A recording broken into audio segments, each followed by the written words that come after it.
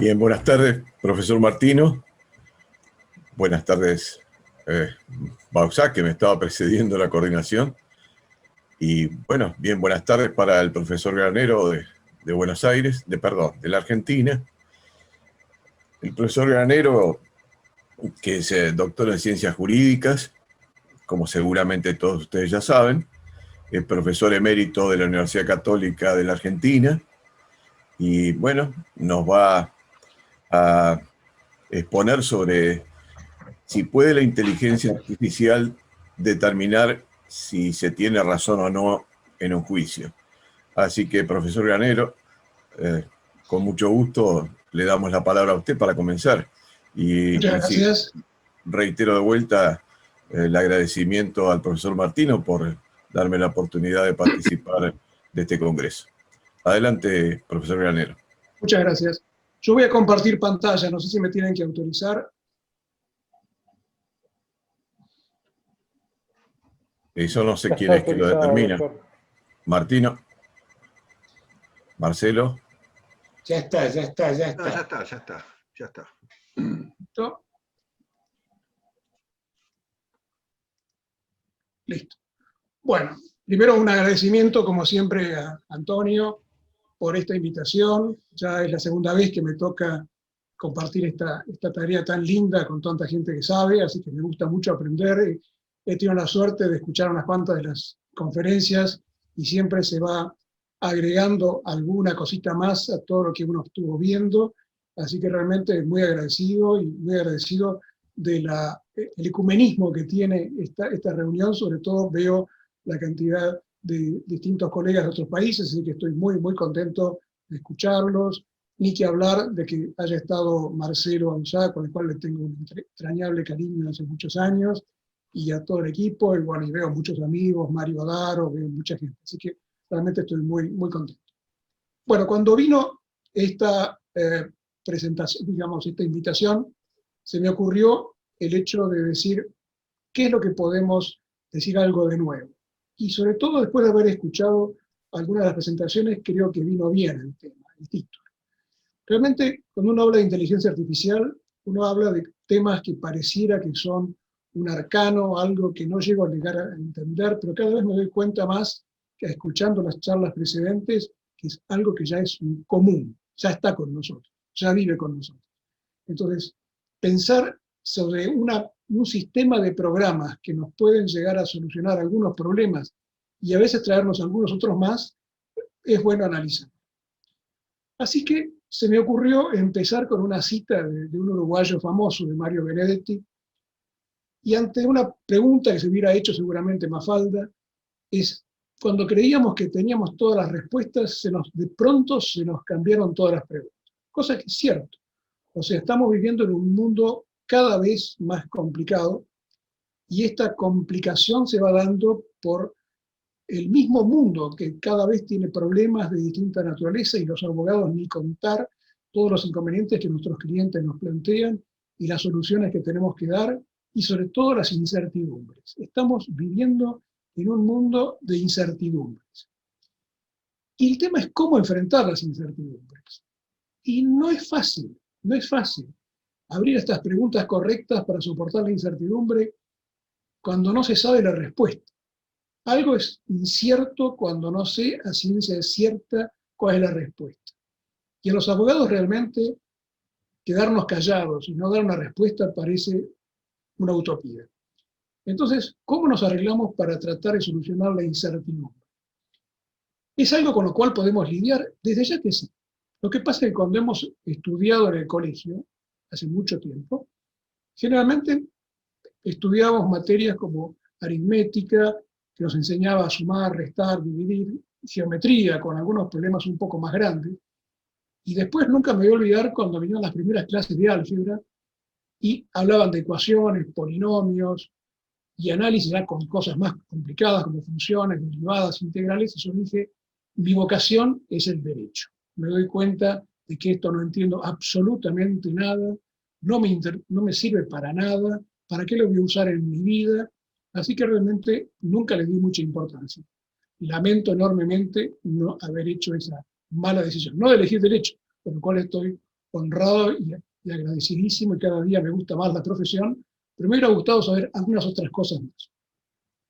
Lo cierto es que esta área difícil de la inteligencia, como es estas distintas ecuaciones que nos dan estas ciencias como el álgebra, el análisis, etc., nos enseñan algo que los abogados nos vendría muy bien, que es las estadísticas y las probabilidades, que es justamente la ciencia que nos indica cómo enfrentar las incertidumbres.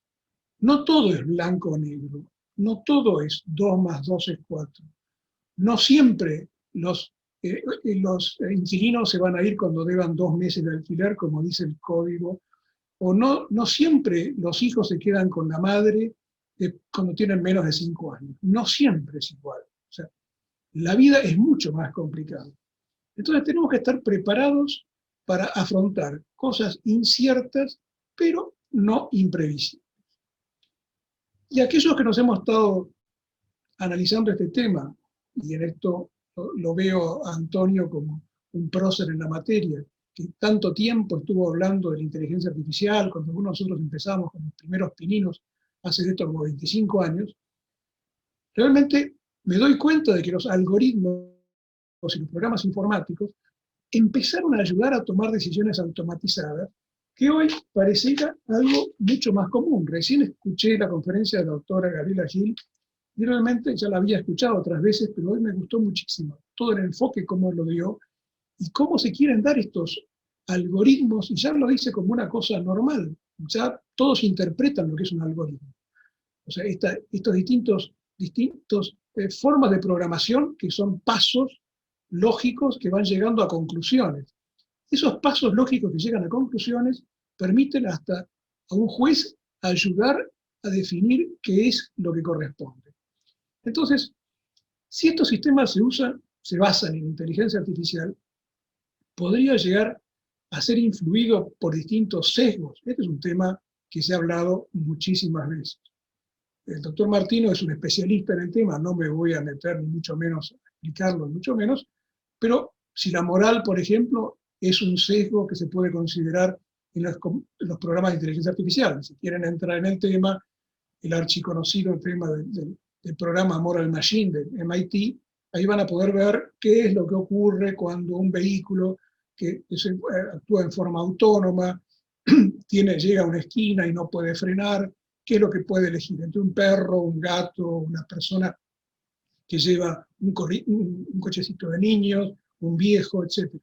Bueno, se quiere embretar en un programa en base a lo que cada uno haya dicho sobre esta respuesta. Se hizo todo un análisis en distintos países, en distintos lugares mismos de Estados Unidos, y se llegó a algunas conclusiones que ante esta visión que podría tener la persona que manejara o estuviera junto con un auto que es manejado por un programa, y ese programa tiene que estar diseñado y programado con normas morales, ¿cómo se debería actuar en un caso?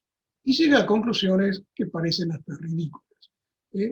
La señora que va con el cochecito, con el bebé, es el primer caso que hay que esquivar, y después sería una niña, y después sería un varón. No sé por qué primero una niña y después un varón, no me importa.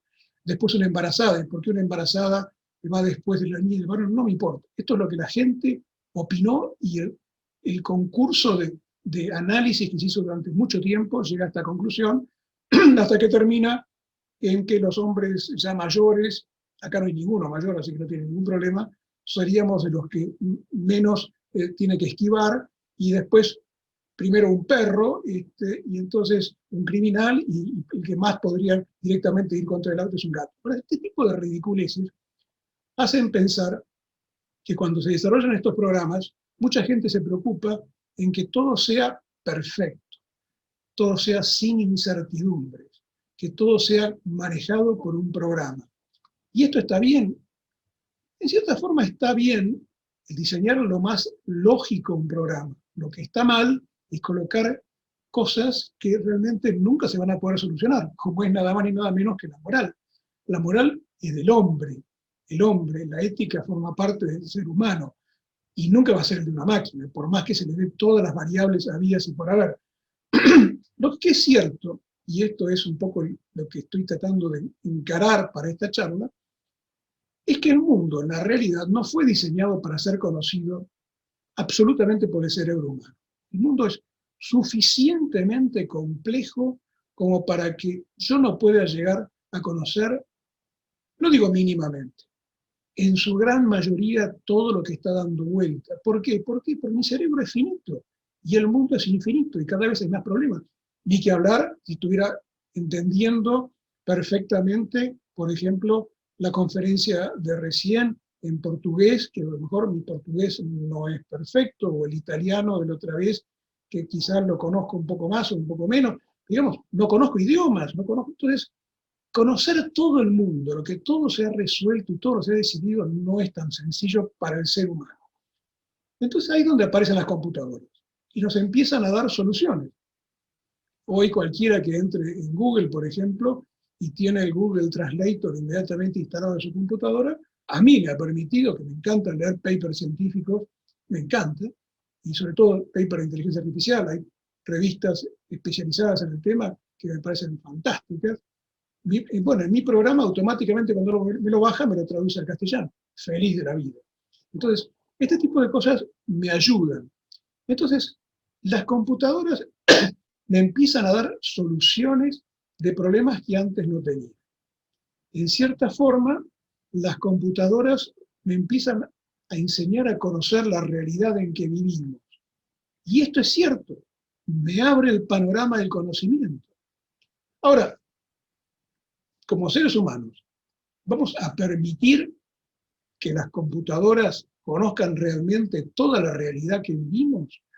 Esta infusión de inteligencia no pone en tela de juicio algunos conceptos que nuestra tradición occidental han sido colocados en nuestro cerebro, en nuestra mente, en nuestra inteligencia desde el comienzo, y sobre todo los abogados, que tenemos una forma muy tradicional de hablar, de escribir, hasta de vestirnos, salvo aquellos ya filósofos como el doctor Martino, que ya están sin corbata. Yo no podría presentarme ante una audiencia como de este tipo si no tengo un saco y una corbata, pero soy estructurado. Los abogados somos estructurados. Quizás lo bueno sería ser estructurados correctamente y no solamente en la forma, no importa. Lo cierto es que la pregunta que se nos viene ahora es si estos patrones que se nos van generando con los programas, sobre todo de inteligencia artificial, nos permiten conocer ya la realidad correctamente. Y bueno, nos estamos dando cuenta que cada vez más confiamos en lo que las computadoras nos quieren decir. Vamos a ejemplos comunes. ¿Quién de ustedes que recibe las expensas comunes de su edificio, si viven en un edificio de departamentos, generalmente las manda en un Excel? Uno va a estar sumando todas las filas y las columnas y a ver si realmente ese output que me trae el administrador en una planilla lo tomo como real o no tengo real. No me voy a tomar ese trabajo, lo doy como real aquello que la planilla Excel me lo ha planteado. Entonces, me están empezando a decir, estoy empezando a pensar que lo que la computadora me está dando, sea el programa que me dé, en cierta forma lo estoy tomando como cierto. Aquello que me da, lo tomo como en principio como cierto. Y si encima empezamos a ver que estos programas ya empiezan a pensar, ya si hablamos de lo que se llama inteligencia artificial profunda, o sobre todo cuando se habla de redes neuronales, estamos en unos tipos de programas muy particulares que no solamente nos empieza a decir que nos da el conocimiento que estamos buscando, sino que además no entendemos en qué forma lo hizo. Un ejemplo para mí paradigmático ha sido AlphaGo. Reconozco que el Go es un deporte que a mí me encanta. Es un deporte milenario y poder con estas fichitas negras y blancas llegar a conquistar un territorio enemigo me encanta. Como así me encanta el ajedrez, por ejemplo. Sabíamos del ajedrez que le había ganado a Kasparov, un programa de IBM, etc. Pero ahora descubrimos en el 2017 que este programa, el AlphaGo, le había ganado al campeón mundial. Y encima con un programa que si lo queremos abrir, o sea, queremos saber cómo fue desarrollado, no vamos a interpretar la forma en que lo hizo. Porque esto que se llama redes neuronales, o redes que se van interactuando un layer, una etapa con otra, y que van interpretando distintos movimientos, no le va a dar la respuesta. Pero lo que sí es cierto, que quizás no jugaría dos veces de la misma forma, pero estoy seguro que si lo hace con el mismo programa, le va a ganar de vuelta. Entonces, ya esto me empieza a tener un poco de miedo. Decíamos, por un lado, da beneficios, me ahorra tiempo. Por otro lado, me empieza a dar miedo. Si estas máquinas a veces están más cerca de la verdad que nosotros, los humanos que podemos estar, ¿no es una dosis de humildad a veces? Y ojo, que a veces la dosis de humildad está unido a una dosis de irresponsabilidad, porque pensar que lo que nos dicen las computadoras es lo único que es la razón. Y acá es donde vamos al meollo de esta charla. ¿Qué ocurriría si en este mundo en el cual los programas cada vez se van haciendo más dueños de nuestras decisiones, y empezamos a pensar si estos programas podrían llegar a dar una solución jurídica? En algunos casos, como estábamos viendo recién con la doctora Gil, me pareció fantástico toda la historia como estuvo dando de los programas que son de sistemas expertos, de inteligencia artificial, y lo que se está haciendo, los trabajos que está haciendo el IALAP en la Universidad de Buenos Aires, sobre todo dirigido por el doctor Corbalán, que parecen extraordinarios, excelentes. Todo lo que es Prometea, excelente. Nosotros mismos estamos desarrollando desde ya casi 5 años un producto que después voy a hablar un poquito, donde está dando resultados también que parece excelente. Ahora bien, a uno se le genera la duda con estos programas que hemos puesto muy rápidamente expuestos.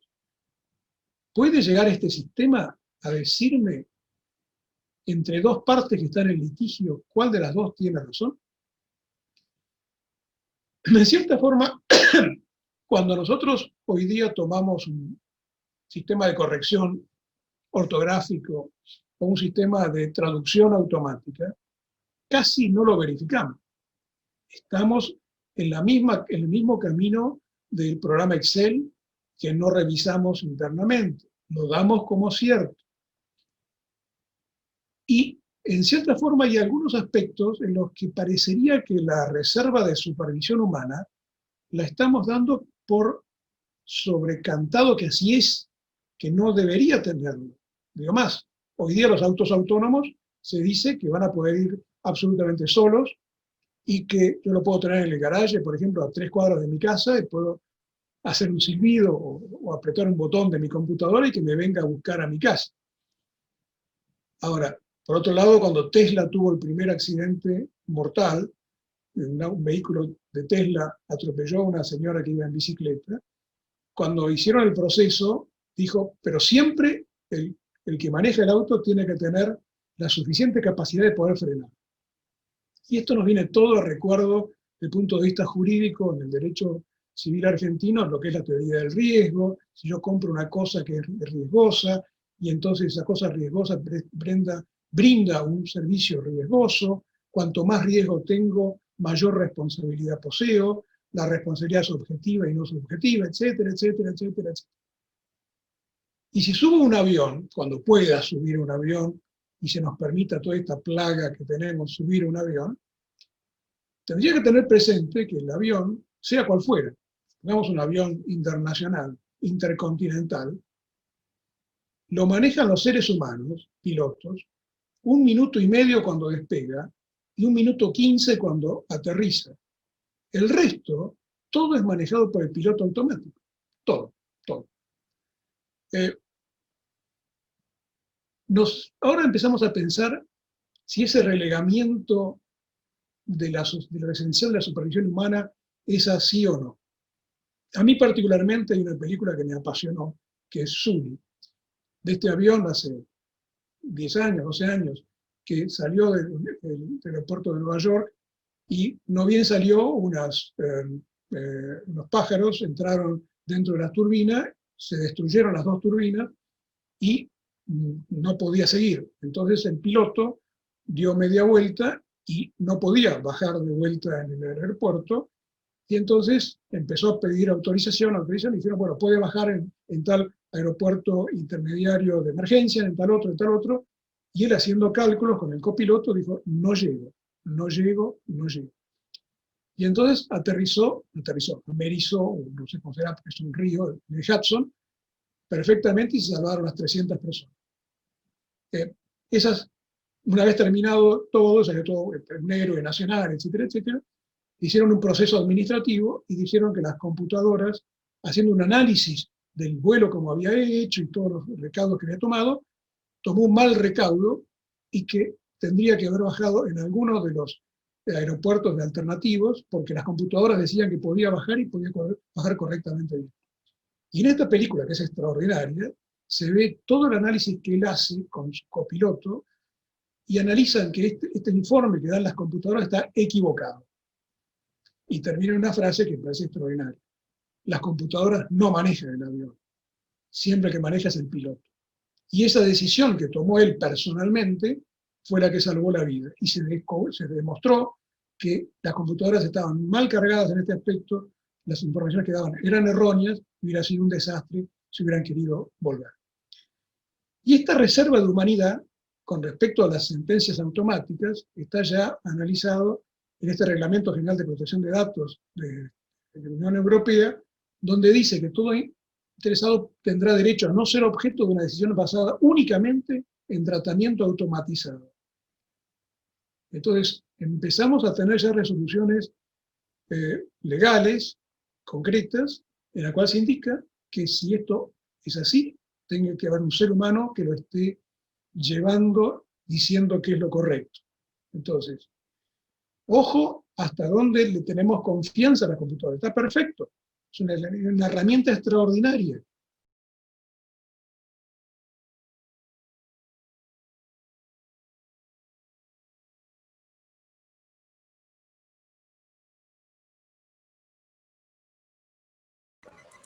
Se ha cerrado su micrófono, profesor Granero. Se hace silenciado, Horacio.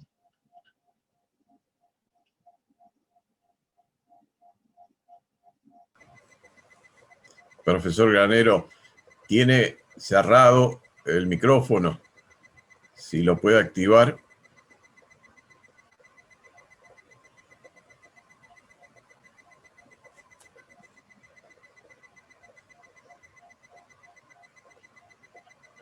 Bueno. ¿Ahí está? Ahí está. Ahí está. Ahora bueno. sí.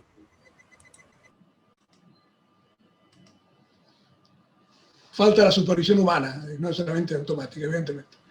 Bueno, entonces, en este tema de la supervisión humana, me hace acordar, y con esto es un poco la conclusión, de lo que se llama el principio de precaución. Cuanto más complicado es tecnológicamente un tema, cuanto más riesgo se pone cualquier decisión que esté tomando, siempre tiene que haber más reserva humana. Este es el principio de precaución. A mí se me ocurrió mucho, en este caso, analizar la posibilidad de este caso que se ocurrió hace ya 10 años con el incendio de la Deepwater Horizon, cuando hizo no solamente un gran incendio en una plataforma submarina, sino que produjo un derrame petrolero impresionante. ¿Y todo por qué? Porque este desastre que se había armado se inició con un derrame petrolero en la plataforma submarina y ningún submarino de los fabricados como para solucionar este tipo de problemas podían solucionarlos. Entonces, en resumidas cuentas, el gobierno americano dijo algo que lo ha dicho de forma mucho más elegante, pero diciendo no se pueden perforar pozos petrolíferos en forma así, en forma submarina, más allá de lo que se puedan solucionar, que se puedan arreglar. El principio de precaución es esto. Yo no puedo fabricar algo tan impresionantemente sofisticado que después no lo pueda gobernar.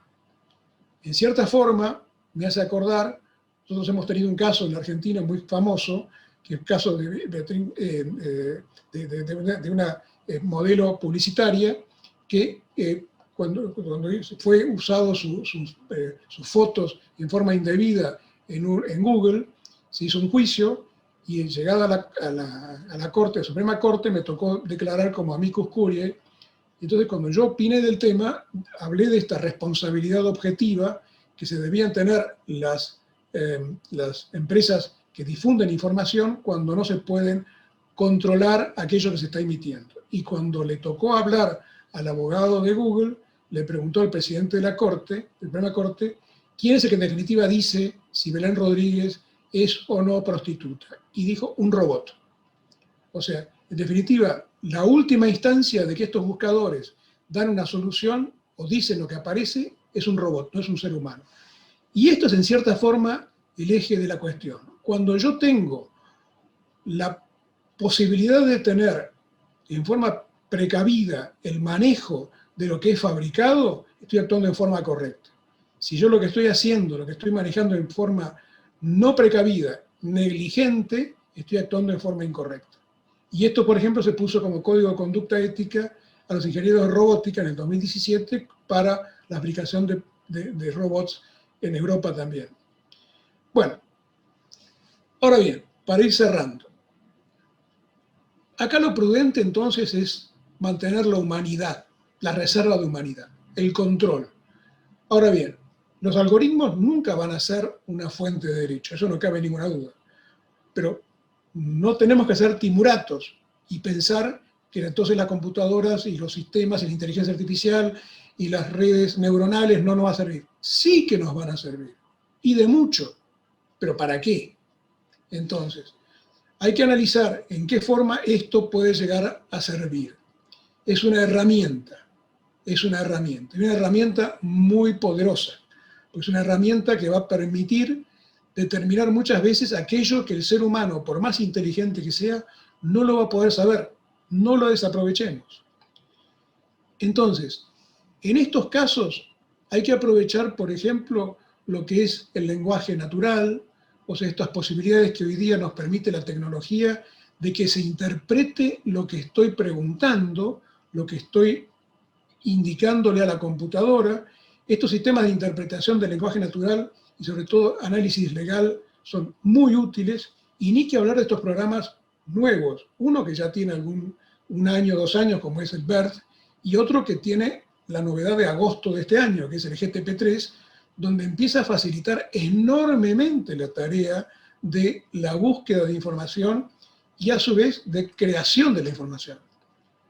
Si llego a tiempo voy a mostrarles este programa, que este programa tiene aproximadamente 20 años, es un programa libre que cualquiera lo puede buscar en internet, en esta dirección lo pueden copiar y lo pueden ustedes ver directamente. Si pudiéramos verlo, a ver si... Quiero solamente preguntar, doctor Aval, si en este momento se está viendo la pantalla, nada más. Estoy viendo la pantalla, pero vacía. Vacía, no se ve. Sí, todo gris. Entonces, a ver si puedo compartir de vuelta.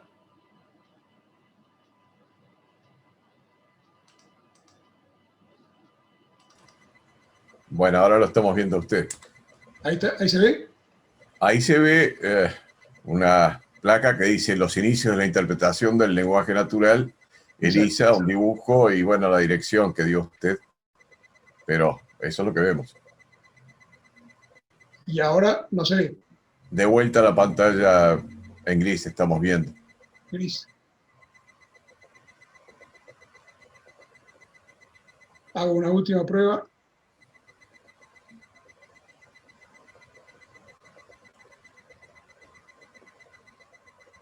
Ahí apareció.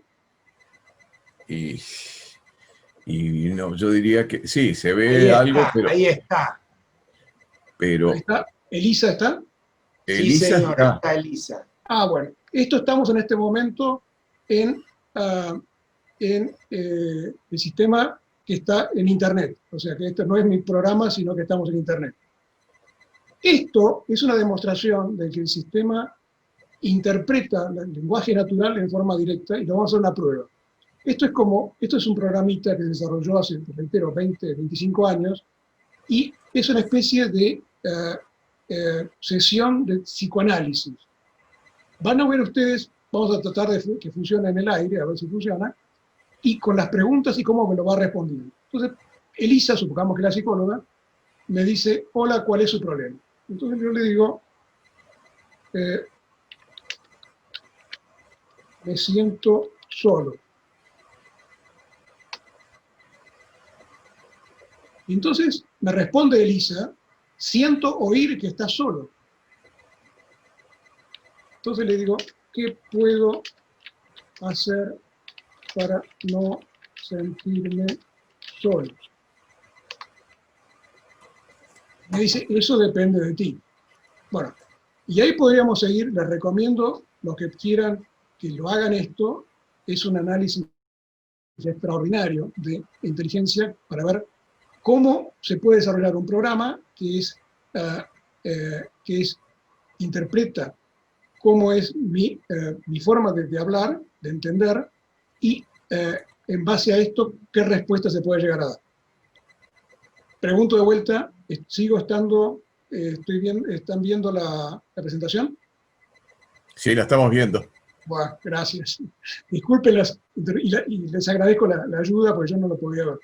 Bueno, solamente con esto cierro. Con todo esto que hasta ahora estuvimos analizando, en el DIAL estuvimos haciendo, DIAL es una empresa que hace información legal para abogados, una empresa emblemática que fundé hace 36 años, y con lenguaje natural, como el que recién acabamos de ver, y sobre la base de estos lenguajes modernos, BERT, Python, etc., analizamos toda la jurisprudencia que tiene la editorial, que son 30 y pico de años, con unos varios terabytes de información, y entonces analiza con lenguaje natural cuáles son los casos más procedentes a la pregunta que estoy haciendo, y me evalúa las probabilidades de éxito.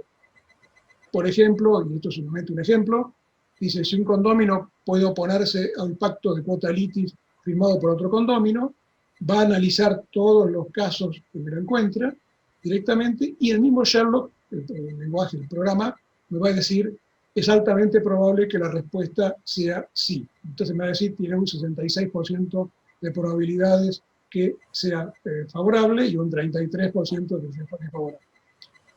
¿Esto es predecir cómo va a salir la sentencia? No, ni mucho menos. Va a decir, en base a 30 y pico años de jurisprudencia, cómo es la mayoría de la jurisprudencia, cómo ha resuelto en este caso, y qué indicación me da en base a lo que yo estoy preguntando. Existe Bueno, entonces... Sí, perdón. No, iba a decirle, profesor Granero, que si fuera por el interés que lo que usted está expresando despierta, seguramente lo dejaríamos, le pediríamos que siguiera 1 hora y media más hasta terminar con la intervención de hoy, pero porque realmente lo que plantea es formidable. De todas maneras, lamentablemente el tiempo está acotado y el profesor Martino es muy riguroso en el orden y el tiempo de las presentaciones. De manera que, en nombre de todos, me permito agradecerle la presentación que ha hecho. Me pareció excelente. Supongo que los demás participantes opinarán lo mismo, y lo que usted nos ha expresado nos despierta nuevamente el interés sobre estas cuestiones que, bueno, no el mañana, son ya el hoy. De todas maneras, antes de terminar, quizás alguno de los participantes quisiera hacer alguna específica pregunta al profesor Granero, y bueno, pues estamos abiertos a hacérsela naturalmente. Veo que hay una cantidad de excelentes agradecimientos y formidable, excelente, ya seguramente usted mismo lo va a poder ver, una maravilla incluso, dice. La verdad que creo que respeto el sentimiento de todos cuando le digo que nos gustaría muchísimo continuar oyéndolo. Pero bueno, es el tiempo acotado que tenemos, así que nuevamente gracias, y bueno, confiamos poder tener más oportunidades de oírlo hablar sobre estos temas de los que nos ha hablado en este momento. Muchas Gracias. Gracias. Y bueno, entonces le daríamos la palabra a Rayler Rodríguez Chávez, que es peruano, supongo que se encuentra presente. Acaba de ingresar, pero tiene el audio apagado. Ahí está. Sí, ¿cómo están? ¿Qué tal? ¿Cómo están? Buenas tardes. Bueno, ¿Qué tal? Buenas tardes. bien. El profesor Reyla Rodríguez Chávez es presidente del Consejo Consultivo Internacional de IUSTEC, presidente de la Academia Mundial de Justicia Restaurativa, máster en argumentación jurídica por la Universidad de Alicante de España y también por la Universidad de Palermo en Italia. Como ya dije, el profesor es peruano de nacionalidad y bueno, con un currículum internacional muy impresionante, nos va a hablar sobre audiencias virtuales y el debido proceso. Así que buenas tardes, profesor. Muchas gracias por acompañarnos en nombre de todos y cuando usted quiera comenzar, estamos a la orden. Muy bien, buenas tardes con todos. Gracias, estamos justo a tiempo. Gracias, Alejandro, por la presentación. Bueno, en primer lugar, agradecer a la excelente, impecable organización de este evento que convoca todos los años, sin duda, a los más grandes especialistas en la materia en cuestiones de nuevas tecnologías y derecho. Y sobre todo, pues, a la genial organización siempre impecable del profesor Antonio Martino, a quien le hago llegar mis fraternales saludos desde Lima, Perú. Profesor, qué gusto. Bueno, también saludar a los organizadores, a Luciano por el apoyo constante, también veo por aquí a algunos amigos, Romina, ¿qué tal? Qué gusto saludarlos a todos y sin duda poder compartir algunas ideas respecto a esta cuestión tan relevante siempre de la vinculación importante entre las nuevas tecnologías y el derecho en sus distintas facetas. Bien, la ponencia que vamos a desarrollar hoy tiene que ver básicamente con la vinculación de los medios tecnológicos y el proceso judicial, básicamente el debido proceso. De qué manera entonces la justicia ha venido, si bien es cierto, prestando ciertas facilidades para el desarrollo y la adecuación de los sistemas obsoletos que teníamos en materia de sistema de justicia, principalmente de los procesos judiciales en la mayoría de países de América Latina.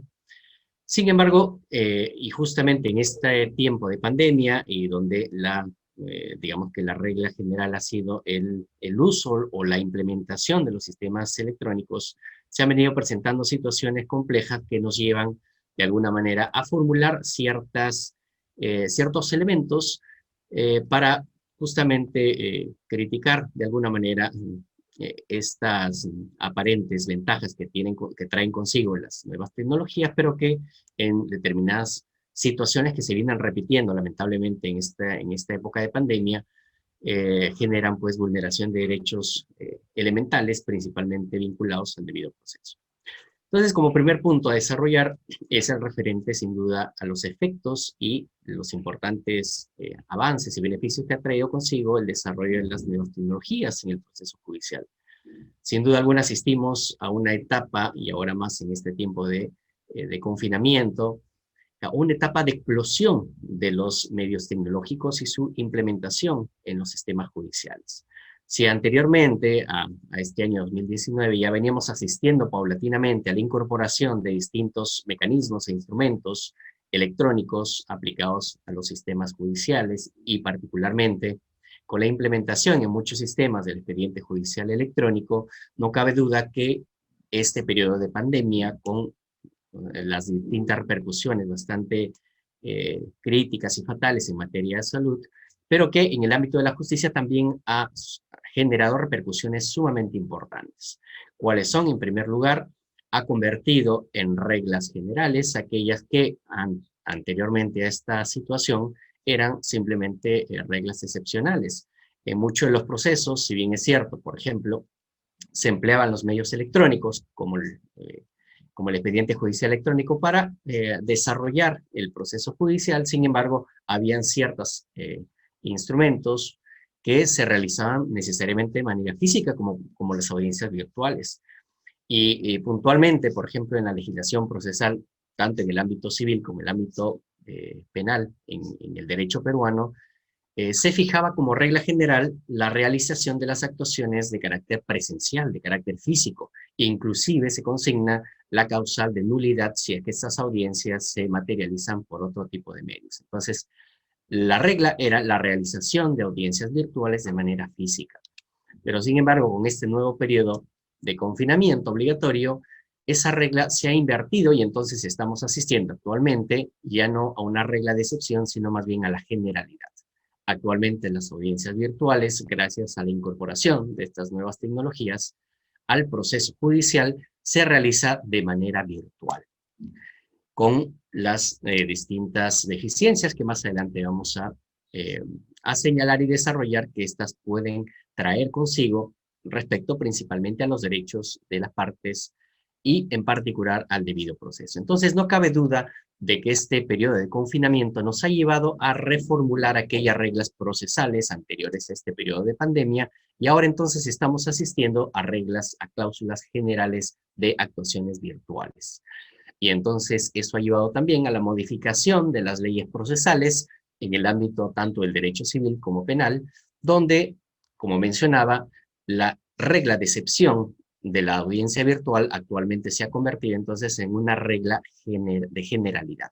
Entonces todas las audiencias se desarrollan de manera virtual por algunas disposiciones también de las audiencias virtuales que se han venido dando en estos últimos meses. Entonces, si bien es cierto, tenemos de alguna manera ese efecto grande que se ha producido durante este periodo particularmente, eso también ha traído consigo una serie de efectos que podemos catalogarlos a favor o también catalogarlos en contra de, básicamente, los derechos del debido proceso para las partes procesales. Si bien es cierto, es sabido que estos medios virtuales traen una serie de ventajas, una serie de beneficios, como es básicamente la vinculación y la flexibilidad, en el sentido que permite a las partes procesales tener un mayor acercamiento y una mayor seguimiento de sus causas procesales, a los abogados estar pendientes y además involucrar una serie de gestión y mejora de recursos, optimizar el tiempo, optimizar los recursos humanos en el interior de la gestión de los despachos y facilitar el intercambio de información también para los usuarios y sin duda para la ciudadanía en general.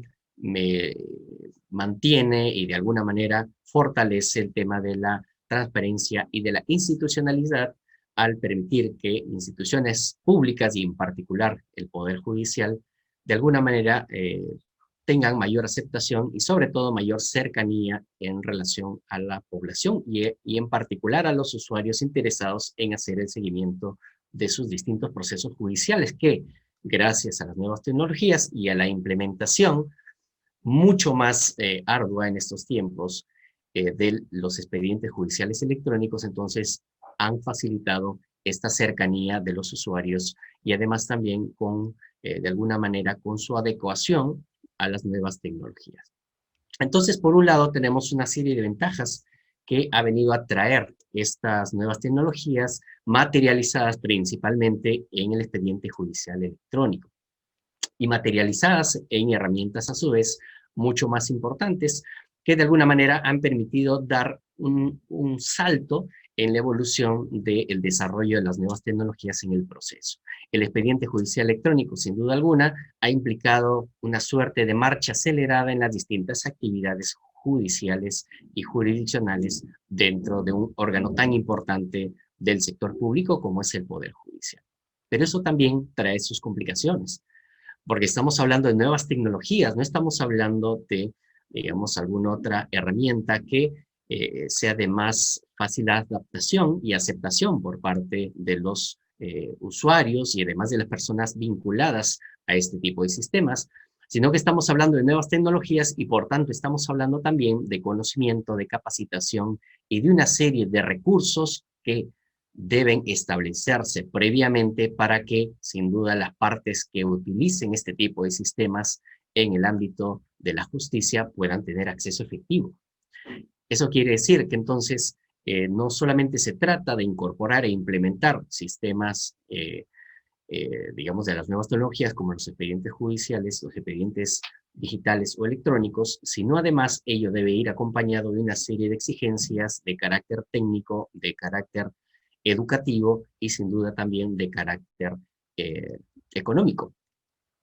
Entonces, en relación a las ventajas, no cabe duda que este periodo de confinamiento nos ha traído una serie de de alguna manera, beneficios. Ha permitido entonces que se aceleren los procesos de adecuación y de desarrollo de los procesos judiciales a través de los sistemas electrónicos, dando como resultado lo que se conoce en la mayor parte de países y sistemas judiciales como el expediente judicial electrónico y sus distintas herramientas. Entonces, gracias al expediente judicial electrónico, tenemos, por ejemplo, con el sistema de notificaciones electrónicas, todas aquellas actuaciones que anteriormente se realizaban de manera física y que podían llevar inclusive años, muchos meses para poder notificar un solo acto procesal. Gracias a esta implementación de este sistema de notificaciones electrónicas, permite entonces que las partes puedan, de alguna manera, acceder al conocimiento más rápido y directo de los actos procesales en las distintas etapas del proceso.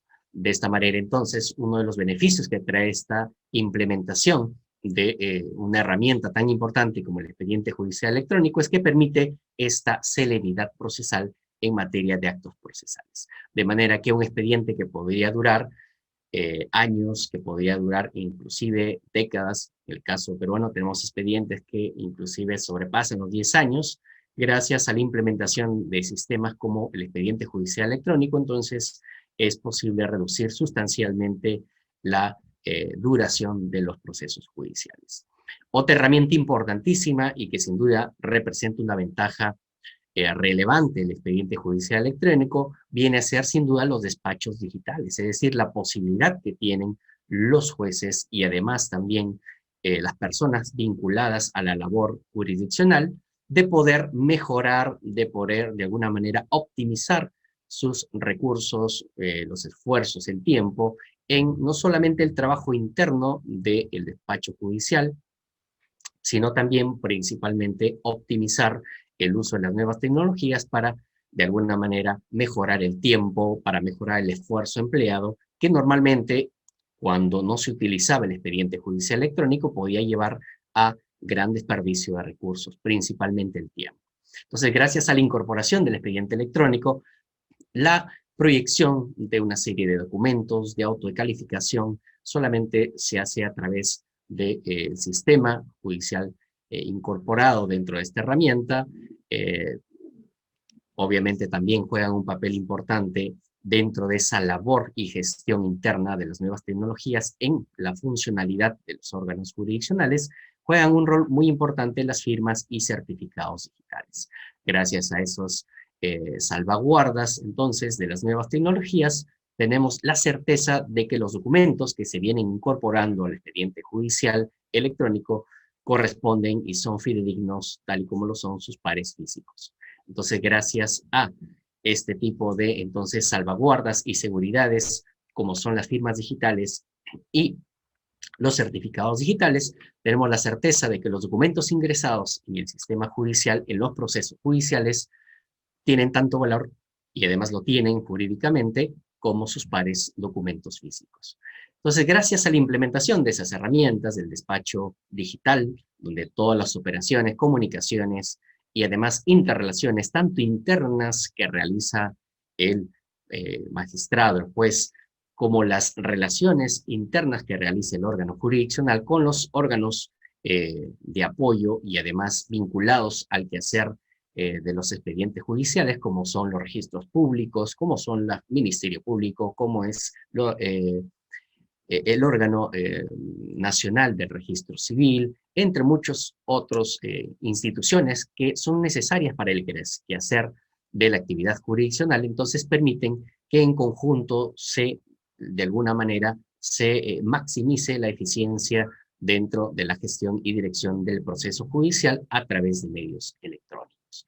Sin duda alguna también hay muchas herramientas que tiene este expediente judicial electrónico y que representan muchas ventajas. Remates electrónicos, entonces ya no es necesario, como era antes, convocar en un ambiente físico a los postores para que puedan, digamos, participar de un remate de un bien judicial, sino todo se hace virtualmente.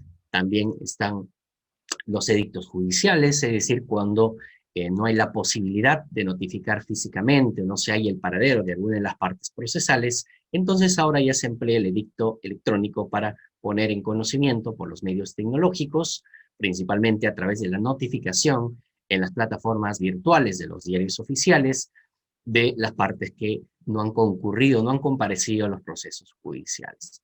También, sin duda, las distintas actuaciones jurisdiccionales en el interior del proceso, tanto dentro del órgano jurisdiccional como en las relaciones entre los distintos órganos jurisdiccionales, órganos de apelación, de segunda instancia, etcétera, todo se realiza de manera virtual. De manera que esto también representa una enorme ventaja para el tema de la ecoeficiencia.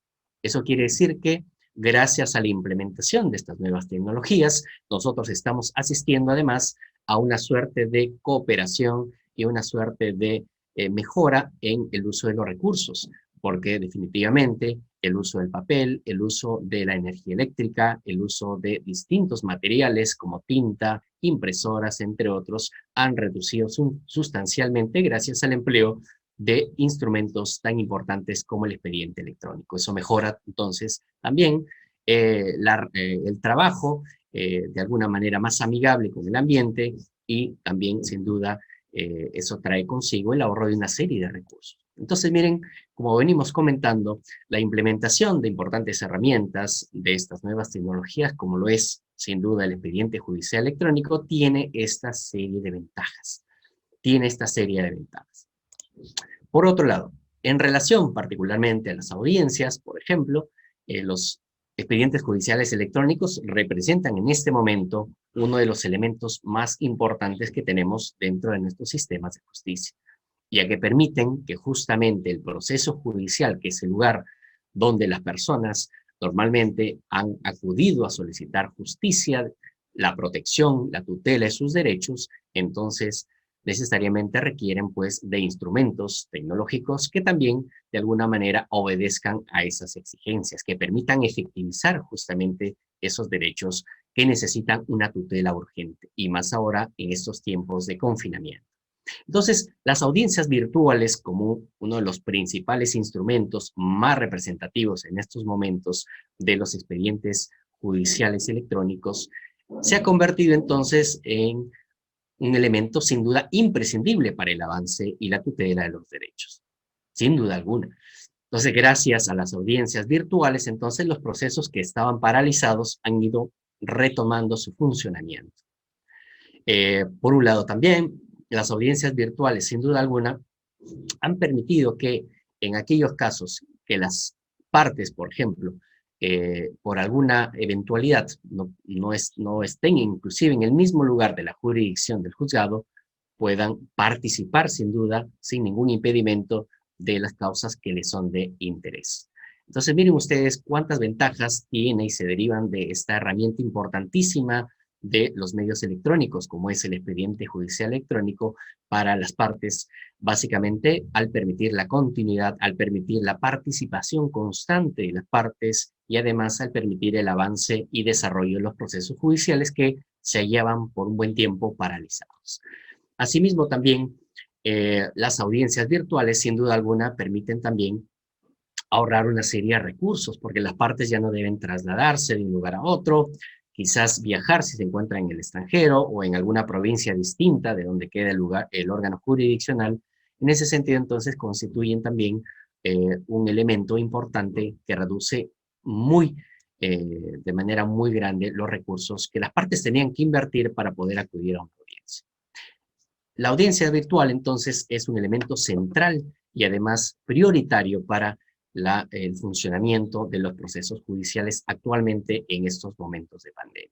Pero también, como vamos a ver seguidamente, vienen constituyendo el lugar también de la mayor vulneración de derechos fundamentales vinculados al debido proceso. Entonces, como hemos podido ver, estimados colegas, estimados amigos, la implementación de las nuevas tecnologías mediante el desarrollo, mediante la incorporación de el sistema o expediente judicial electrónico dentro del sistema de justicia, ha permitido brindar una serie de ventajas y además una respuesta oportuna y necesaria en estos momentos de confinamiento y de pandemia que, sin duda alguna, han permitido responder a estas necesidades de justicia y sobre todo de tutela judicial de las partes. Porque recordarán que la existencia misma del Poder Judicial de nuestros países es sin duda alguna una muestra de la gran necesidad que existe de tutela judicial de los distintos derechos y necesidades de las partes, que por muchos meses durante este periodo estaban de alguna manera paralizados, pero gracias a la implementación paulatina de los sistemas virtuales y de las audiencias virtuales principalmente, se ha permitido entonces reanudar y de alguna manera implementar e impulsar los procesos judiciales que se llevan paralizados. Entonces, aquí justamente vienen ya algunas de las limitaciones y algunas de las preocupaciones desde nuestro punto de vista y desde nuestro análisis de los medios tecnológicos y en particular de las audiencias virtuales, que si bien es cierto tienen una serie de ventajas que las hemos descrito precedentemente, eso también no quita que representen en muchos casos una serie de vulneraciones que afectan sin duda alguna a las partes procesales.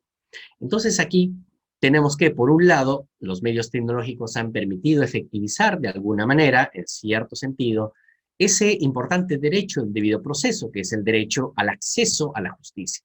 Entonces, por ahí tenemos que ya una gran ventaja, un gran beneficio para las partes procesales ha sido que los medios tecnológicos y en particular la implementación de los procesos electrónicos y con las audiencias virtuales como uno de sus elementos más importantes, ha permitido entonces el acercamiento de los usuarios y permitir que estos puedan acercarse a los órganos jurisdiccionales y de alguna manera hacer el seguimiento de sus causas procesales, exigir la emisión de las resoluciones que correspondan. Entonces, por un lado tenemos esa gran ventaja. Pero sin embargo, como mencionamos, en la parte introductoria de esta conferencia, señalamos que si bien es cierto, estamos asistiendo a un periodo de aplicación excesiva, de aplicación, por así decirlo, necesaria de los medios tecnológicos al proceso judicial, que ha generado además una suerte de revolución en el sentido de que se ha tenido que, en algunos casos, adelantar muchos proyectos que todavía se tenían pensados para aplicar al sistema de justicia, pero por esta situación se han tenido que aplicar obligatoriamente. Si bien es cierto, entonces, hay una primera, digamos, sensación de que estos medios tecnológicos vienen generando una serie de beneficios y ventajas, también es cierto que las reglas iniciales se han cambiado drásticamente, es decir, de lo que implicaba un proceso de adecuación paulatino, paralelo, de alguna manera complementario a la manera como se venía administrando justicia de manera presencial, gracias a esta nueva situación que estamos viviendo todos los países, este cambio ha tenido que ser adelantado, acelerado. Y eso, como saben ustedes, ha tenido también serias repercusiones en los usuarios judiciales de justicia. Básicamente, las podemos resumir en las siguientes. En primer lugar, hemos dicho que uno de los derechos base del debido proceso viene a ser la tutela judicial efectiva, básicamente materializada en aquella posibilidad que tenemos los usuarios, los ciudadanos en general, de exigir justicia, de acudir a los órganos jurisdiccionales para pedir la tutela de nuestros derechos.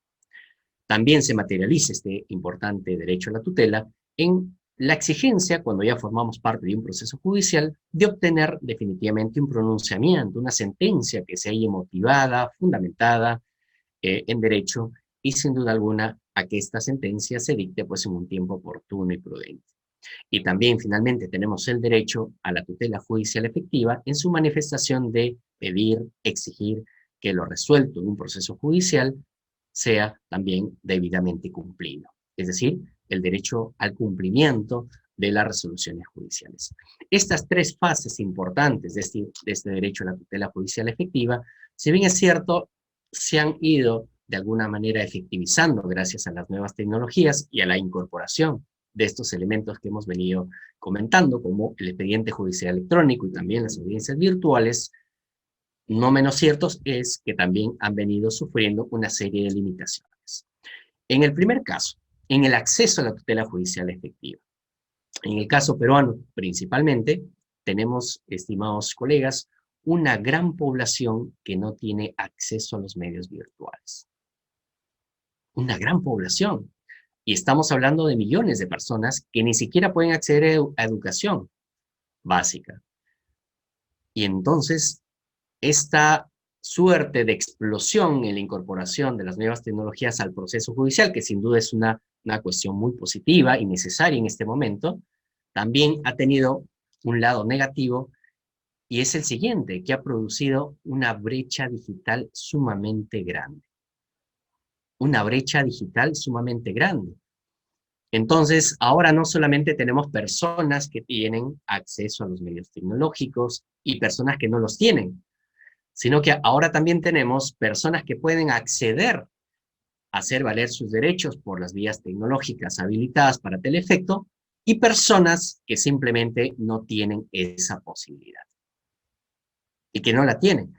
Y en muchos casos esta población, estos ciudadanos que quieren ejercer y defender sus derechos, no solamente no tienen ese poder por cuestiones de económicas, es decir, los dispositivos para poder acceder, el internet, etcétera, sino también en muchos casos se enfrentan a problemas de accesibilidad técnica. Es decir, mucha población, sobre todo principalmente de los lugares rurales o de lugares donde no hay acceso a estos sistemas de transmisión, a redes inalámbricas, etcétera, entonces no pueden acceder oportunamente a esta nueva realidad tecnológica, a estos nuevos beneficios en este caso, de las nuevas tecnologías aplicadas al proceso judicial. Y entonces tenemos esta realidad, que este primer derecho o primera manifestación de la tutela judicial efectiva, el derecho al acceso a la justicia, se haya limitado, se haya constantemente vulnerado, porque justamente no se cuentan con los medios, los recursos técnicos, económicos, para poder acceder y para poder hacer el seguimiento en el caso de que ya existe un proceso judicial. Y entonces las partes se encuentran prácticamente aisladas. No hay forma de, por ejemplo, hacerles llegar una notificación electrónica, no hay forma de que puedan participar de una audiencia virtual.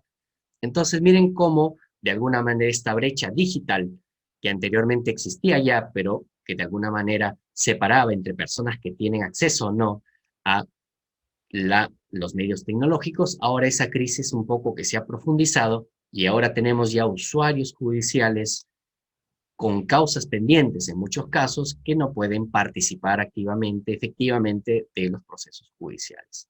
Y entonces estamos asistiendo a una brecha en el sistema de justicia. En el sistema de justicia. Y entonces, cuando alguien quiere denunciar alguna violación de sus derechos y no tiene este acceso, definitivamente no va a poder hacer efectivo ese reclamo. Miren cuán importante entonces es aquí ya de entrada estas repercusiones que hemos venido sufriendo durante esta época de confinamiento. Y también aquellas personas, partes procesales que ya tenían procesos en trámite, procesos en curso, y que por alguna eventualidad carecen de estos medios tecnológicos para poder hacer el seguimiento, han asistido también a una serie de vulneraciones de sus derechos, por ejemplo, archivamiento de causas. Porque muchos jueces o el órgano jurisdiccional cree que al no haber una manifestación de estas personas, ¿sí?, desconociendo estas deficiencias técnicas, simplemente han considerado tácitamente que hay desinterés y por lo tanto han procedido a archivar una serie de procesos, perjudicando de esta manera también este importante derecho a la tutela judicial efectiva. Esa es una realidad. En el ámbito donde me desempeño, que es un despacho judicial, tenemos muchas dificultades para poder notificar a las partes procesales vía medios electrónicos. No tenemos la forma. Porque hemos notificado para que puedan ellos presentar, por ejemplo, un correo electrónico, un celular, para hacerles llegar las notificaciones o para hacerles llegar los links para las audiencias virtuales, pero desde que empezó la pandemia, aproximadamente aquí en mediados del mes de marzo, muchas de esas personas no se han apersonado a los procesos y esos procesos se hayan paralizados. Entonces estamos asistiendo, estimados colegas, a una continua vulneración del derecho a la tutela judicial efectiva, no solamente en el acceso, sino también en durante el proceso judicial, en el desarrollo del proceso judicial, donde al no haber impulso de las partes, donde al no haber participación efectiva de las partes, ese derecho a obtener una resolución motivada definitivamente se está vulnerando. Y se vulnera aún más cuando se emiten resoluciones o autos de archivo de los procesos, justamente asumiendo tácitamente que esta falta de interés de las partes procesales, principalmente en aquellas actividades de carácter privada, se debe a una cuestión de desinterés y no, por el contrario, a cuestiones técnicas, a cuestiones de falta de accesibilidad a los medios tecnológicos. Entonces, miren ustedes cómo viene afectándose este importante derecho a la tutela judicial efectiva, que es uno de los derechos más importantes del debido proceso. Y finalmente también, asociado a ello, también se viene afectando la manifestación de este debido, de esta tutela judicial efectiva, en el sentido de la emisión y la ejecución, sin duda, de los actos procesales. Es decir, al cumplimiento de las sentencias judiciales o de lo resuelto en el proceso. Sin duda también ahí se viene asistiendo a una... Profesor Rodríguez, sí. no quisiera interrumpirlo, solo le pido en nombre de la organización que, bueno, que dentro de 5 minutos como máximo culmine usted su excelente exposición. Estamos terminando. Muchas gracias, profesor Alejandro. Bien, entonces, como ustedes pueden ver, la tutela judicial efectiva, como uno de los principios, derechos más importantes del debido proceso, viene asistiendo a esta serie de limitaciones. Y finalmente, en el tema de las audiencias virtuales, sin duda alguna, también venimos asistiendo a una constante vulneración de los derechos del debido proceso de las partes. Y asistimos principalmente a una serie de limitaciones, como por ejemplo, la posibilidad de reprogramar, la posibilidad de valorar muchas veces la actuación de las partes.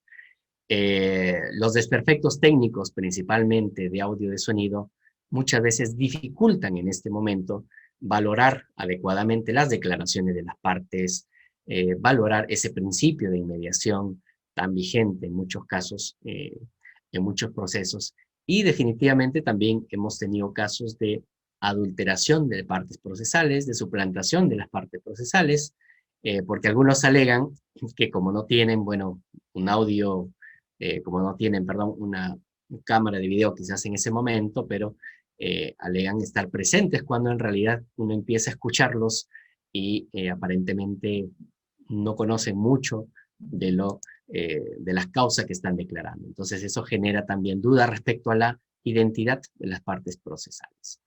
Y sin duda alguna tenemos una serie también de cuestiones respecto a la privacidad de las personas, ¿no?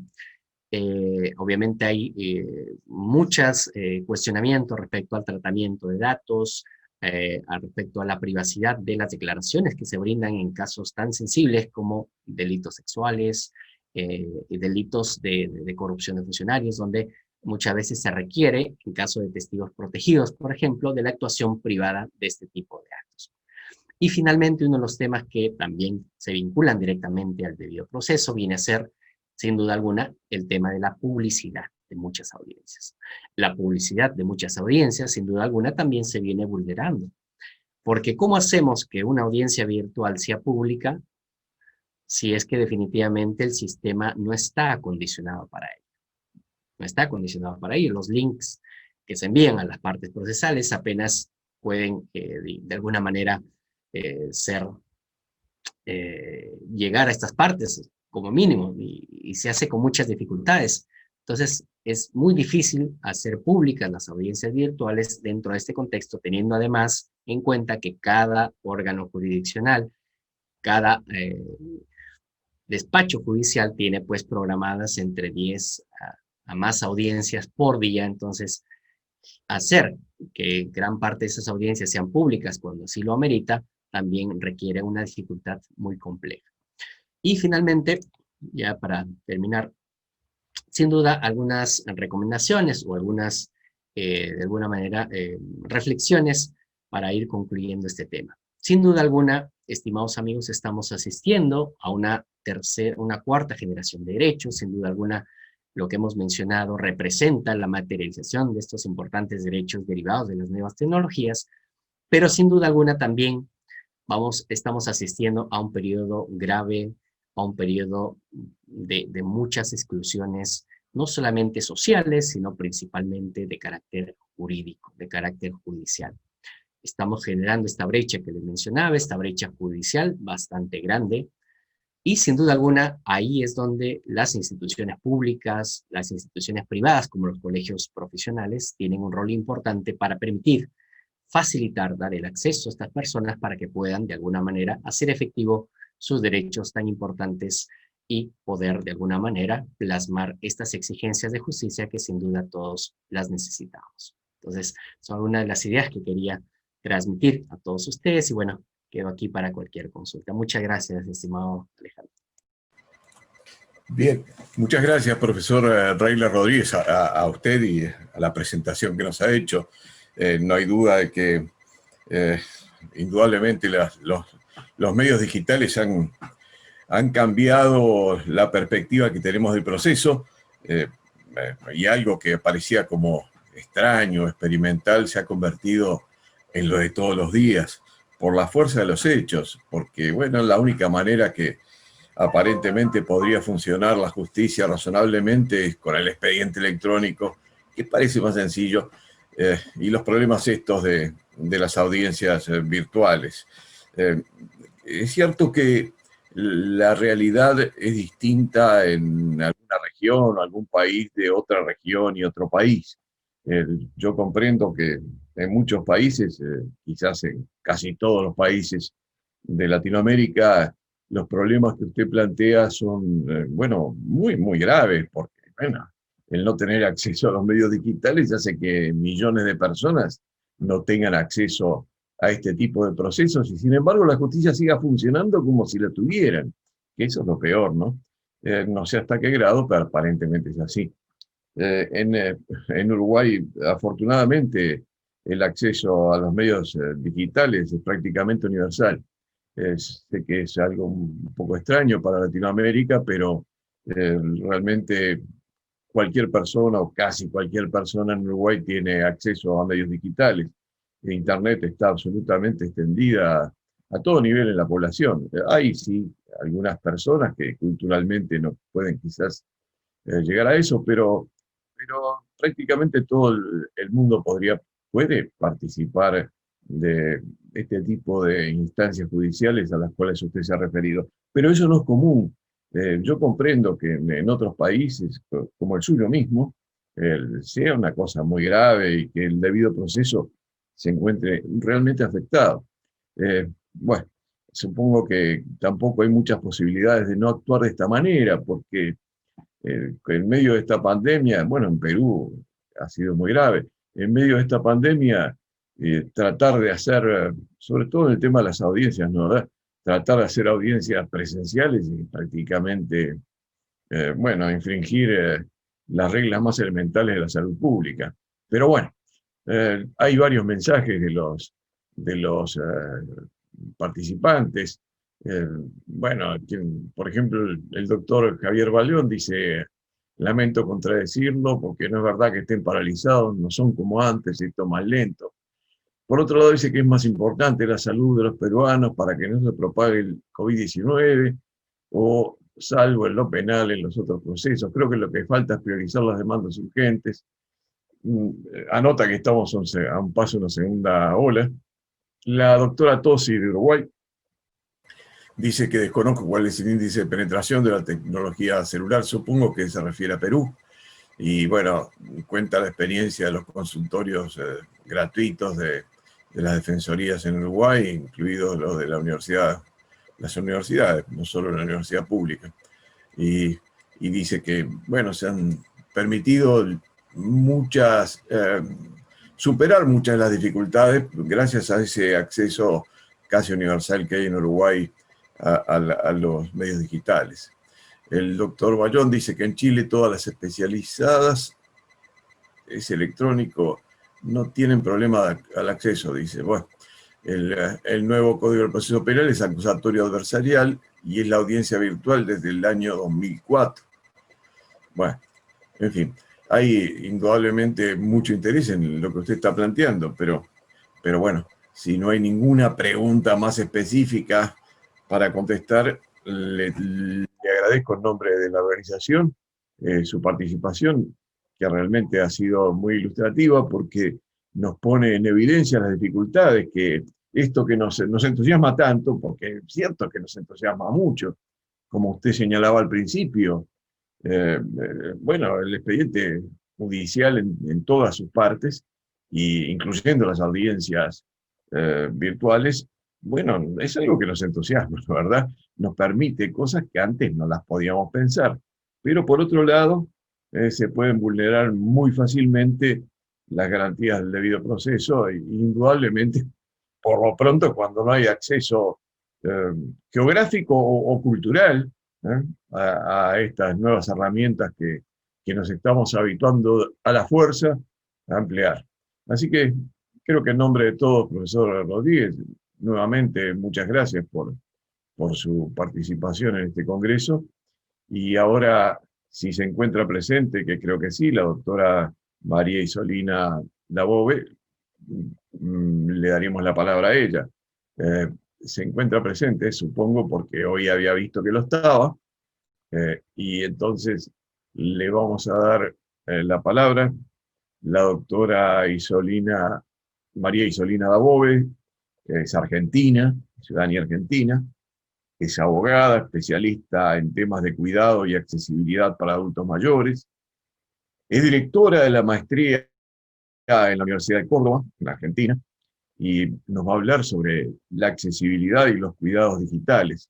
Pero quisiera saber si se encuentra presente, y le pediría bueno, que abra la pantalla.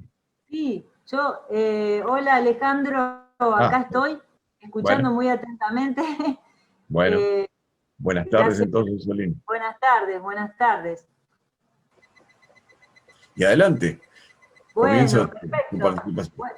Bueno, muchísimas gracias Alejandro por la habilitación y para hablar, la presentación, también a Reyle Rodríguez que me precedió en el uso de la palabra, y principalmente al mentor de este congreso que ya es el quinto, que es el doctor Antonio Martino, quien siempre nos desafía, nos impulsa a pensar de manera novedosa y,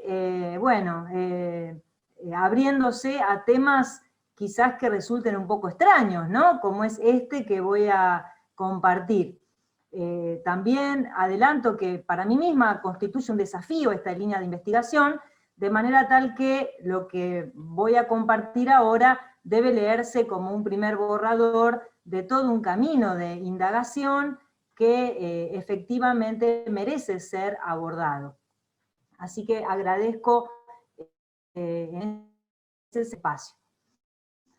Bueno, tal como se anunció Alejandro en la presentación, yo me especializo en los derechos de las personas mayores, en el derecho de la vejez y además en la filosofía del derecho. Y es en el encuentro, en la intersección de estos dos planos que surgió con fuerza el camino de la pregunta en torno a la tecnología en esta etapa de la vida. Es decir, lo que voy a compartir ahora son preguntas en torno a cómo nos atraviesa el desarrollo tecnológico en la vejez. Y van a ver que aparecen múltiples preguntas y también diferentes respuestas.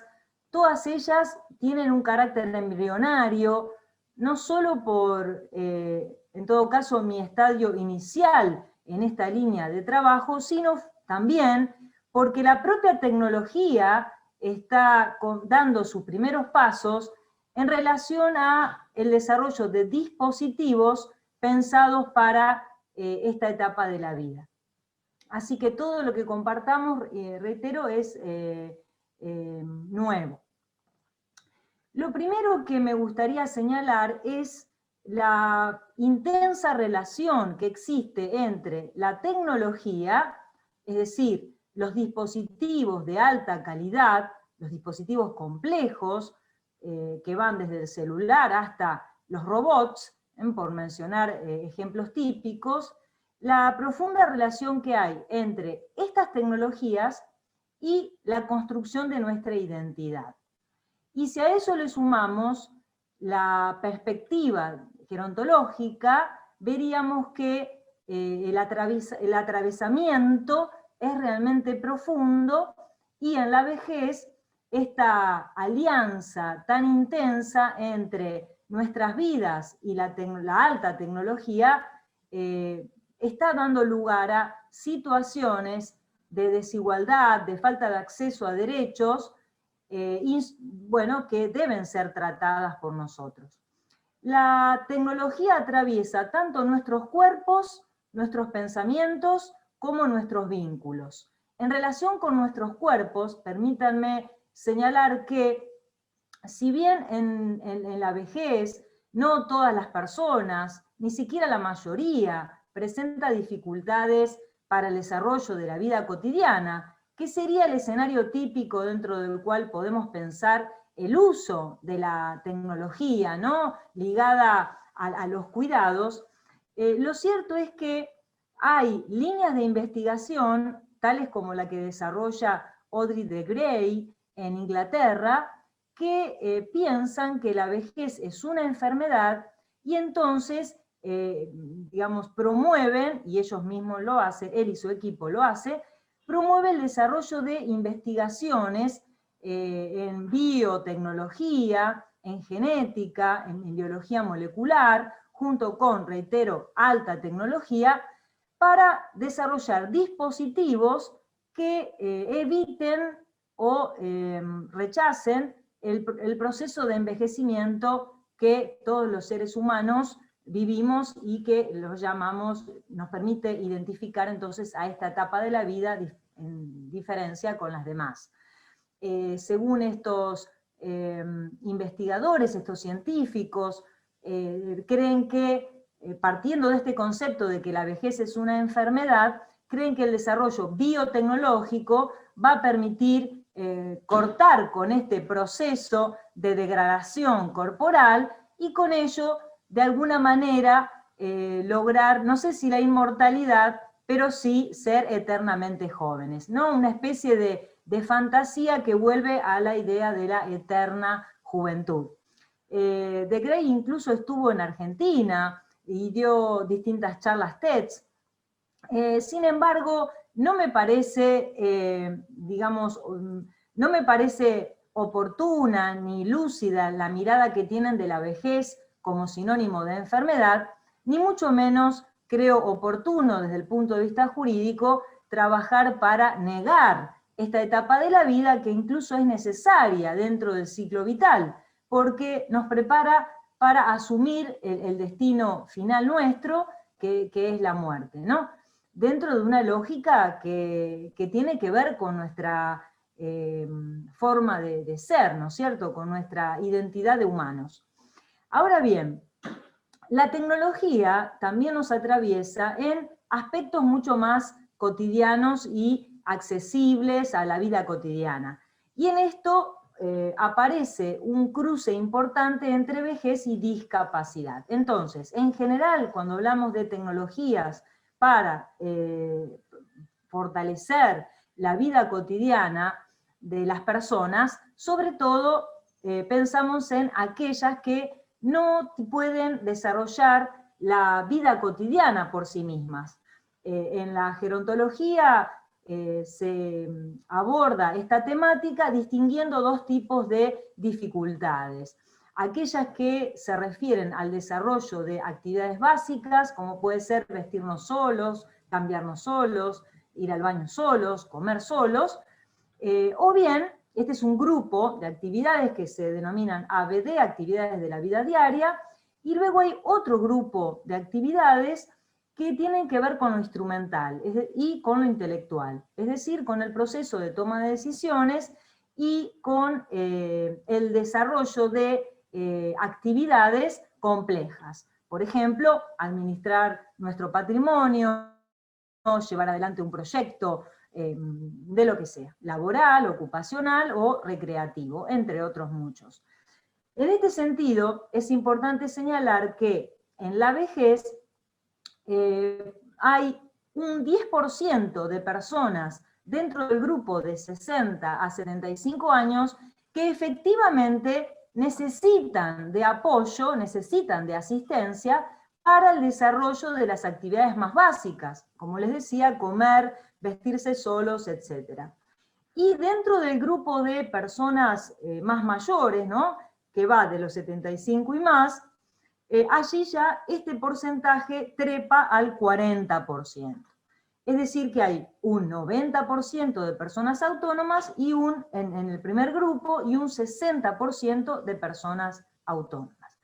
Entonces, ¿por qué es importante esta descripción? Porque en general, cuando hablamos del el apoyo tecnológico en la vejez, estamos aludiendo específicamente a este 10% de los más tempranos, de las más tempranas personas mayores y a un 40% del último grupo. Y en este abanico aparecen distintas necesidades, tales como las que derivan de las deficiencias auditivas, ¿no?, o las deficiencias visuales, así como también de aquellas deficiencias que tienen que ver con el manejo de nuestras manos o nuestra libertad ambulatoria, ¿no es cierto?, para las cuales a veces se necesitan dispositivos más complejos como son las sillas de ruedas. Por otro lado, cuando hablamos de dependencias más severas, como son las instrumentales, en relación con los deterioros cognitivos, allí ya la tecnología disponible en la vida cotidiana no es tan fácil de encontrar, porque de hecho todo ese desarrollo tecnológico ligado a lo cerebral, a lo neurocognitivo, está en plenos inicios, ¿no es cierto? Hay algunos proyectos de nanotecnología, o bien proyectos que están desarrollándose, por ejemplo, en empresarios multimillonarios, como es Elon Musk, que hoy ha pasado a ser el más rico que Bill Gates. Bueno, en estos grupos, equipos de investigación, lo que se tiende, a la manera que lo hace de Grey en Inglaterra, es a analizar la posibilidad de incorporar dispositivos, por ejemplo, en nuestros cerebros, a fin de que puedan realizar aquellas sinapsis que nuestras neuronas ya no pueden hacer, precisamente por este deterioro. Pero todo eso está en fase experimental y por lo tanto no nos vamos a detener mucho en ello, pero lo traigo a colación para tener una idea del enorme abanico de situaciones y de posibilidades que implica hablar de la tecnología en relación con personas que presentan cuadros de dependencia en torno a actividades básicas o bien actividades más complejas como las que le mencioné. Ahora bien, estas dificultades no solo atraviesan nuestros cuerpos, sino también nuestros vínculos, y allí aparece como necesario incorporar el enfoque de los derechos, así como también el enfoque económico y político para garantizar accesibilidad a estos dispositivos que bien podrían resolver o al menos fortalecer los espacios de vida independiente en este sector de la población. Entonces, en relación con el enfoque de derechos, que es donde nos vamos a centrar más específicamente, una problemática importante es sin duda la cuestión de la accesibilidad a este abanico enorme de tecnologías. En este sentido, hay que remarcar que la primera dificultad que aparece quizás no es tanto en el desarrollo de las tecnologías en sí, dentro de lo estándar, ¿no es cierto?, que hemos mencionado antes, sino que el principal problema se deriva de los prejuicios, de las grandes cosmovisiones que son en general negativas en torno a el potencial para incorporar tecnología de este sector de la población. A estos prejuicios, Robert Butler, en 1969, los denominó viejismo, ageism en inglés. Y estos viejismos son aquellos que, por ejemplo, nos hacen vincular a la vejez con incompetencia para adquirir habilidades nuevas, incompetencia para comprender la realidad, incompetencia para tomar decisiones, ¿no? Aunque estemos frente a un muy importante número de personas mayores que no tengan ningún deterioro cognitivo, ¿no? Entonces, sin embargo, aún así, estos prejuicios están tan naturalizados que, por ejemplo, en la pandemia, en esta pandemia, todavía hoy se hace evidentísima la falta de acceso masiva de las personas mayores, por ejemplo, a la toma de decisiones en materia de autocuidado, pero también en relación con la comunicación y el contacto con sus familiares, con sus seres queridos, simplemente por el analfabetismo digital a los que la cultura actual los tiene sometidos en virtud de estos prejuicios que estoy mencionando, ¿no?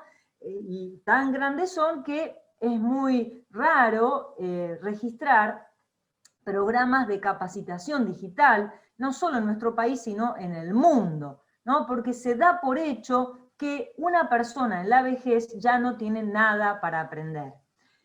Cuando hablo de vejez, me estoy refiriendo a aquellas personas que han cumplido 60 y más años. Los 60 años es la edad de corte que por consenso político internacional se ha delimitado como el inicio de esta etapa de la vida, que es larguísima. Hoy la expectativa de vida en el mundo llega hacia los 80 años aproximadamente. Somos más las mujeres que los varones, por ahora tenemos sobrevida, y en relación con la población mayor de hoy, no solo registramos un alto porcentaje de no alfabetización digital, sino de no alfabetización en general, porque en muchos de nuestros países, siendo las mujeres mayor, digamos, cuantitativamente más en el plano demográfico, muchas de ellas no han podido terminar la enseñanza primaria. Entonces, es mucho más difícil exigirle, ¿no es cierto?, que aprendan solas a manejarse con un celular, con una computadora, aunque lo puedan comprar, ¿no? Entonces, insisto, desde el punto de vista de los derechos, el principal escollo para acceder a estos recursos están derivados en los viejismos, en los prejuicios negativos en relación a las competencias para adquirir habilidades nuevas. Junto con esto, bueno, también hay que poner de resalto la falta de igualdad de oportunidades en el acceso, por ejemplo, a créditos que les permita a las personas mayores lograr el dinero y la financiación suficiente como para comprar computadoras, celulares que, bueno, no están al alcance de todo el mundo. Sabemos que a partir de cierta edad, en los sistemas bancarios, en los sistemas financieros, hay restricciones o simplemente se clausura la posibilidad de acceder a créditos, y entonces esto también conspira contra el aprovechamiento cabal que podrían hacer ellos de estos recursos.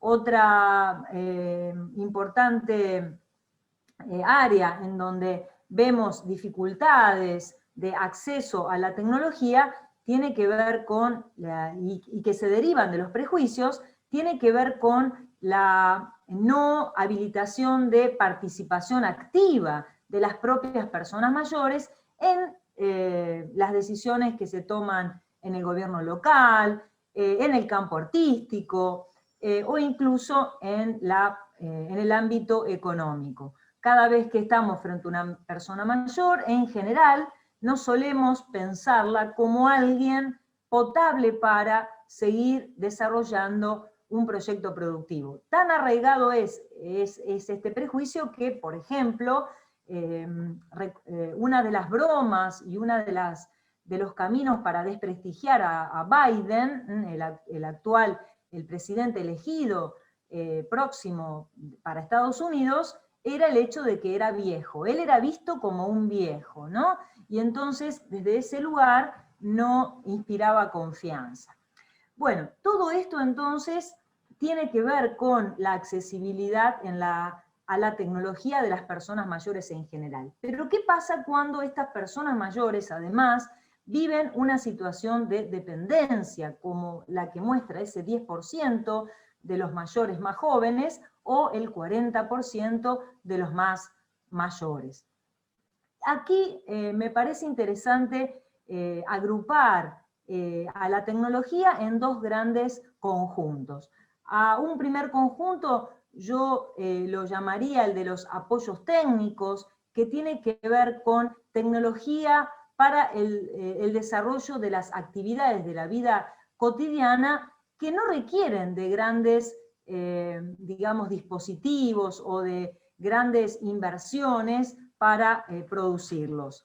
Tanto es así que estos apoyos técnicos, estos pequeños dispositivos que van desde pequeños aparatos que podemos fabricar en casa para que el bastón no se nos caiga, o bien calzadores de medias, porque ya no puedo hacer la flexión de mi cintura, de mi columna vertebral suficiente para poder ponerme las medias sin sufrir alguna lumbalgia, ¿no? Desde esas pequeñas situaciones hasta sillas de rueda, ¿no es cierto?, que son las tecnologías más habituales en ciertas dependencias. Bueno, para todo esto, en Argentina, no sé si saben, hay un programa que funciona en el marco del INTI, del Instituto Nacional de Tecnología Industrial, en cuyo marco ha trabajado muchísimo un pionero en estos temas,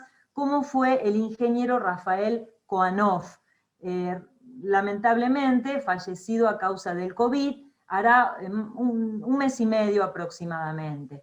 Tenía 94 años y él llevaba adelante un desarrollo de programas, un programa para el desarrollo de estas pequeñas tecnologías, estos pequeños aparatos, gracias a convenios que había logrado establecer en todo el país con escuelas de enseñanza media, con escuelas secundarias que eran técnicas.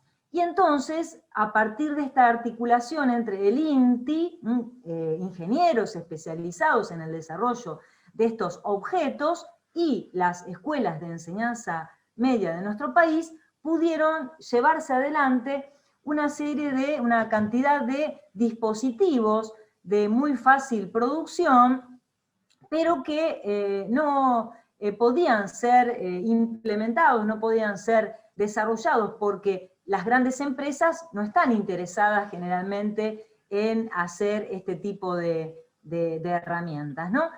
Bueno, este proyecto hoy es llevado adelante por Mario Aguilar, su discípulo principal dentro de este programa, y en la actualidad he comenzado a colaborar con este programa para el desarrollo de cooperativas de trabajo, que esperemos se puedan llegar a concretar a lo largo y a lo ancho de nuestro país, y que este programa pueda ser extrapolado en otras latitudes. Porque ya les digo, esta tecnología, si bien no puede ser incluida dentro de lo que se llama la inteligencia artificial, sin embargo, es tan necesaria como ella y está al alcance de todos nosotros producirla.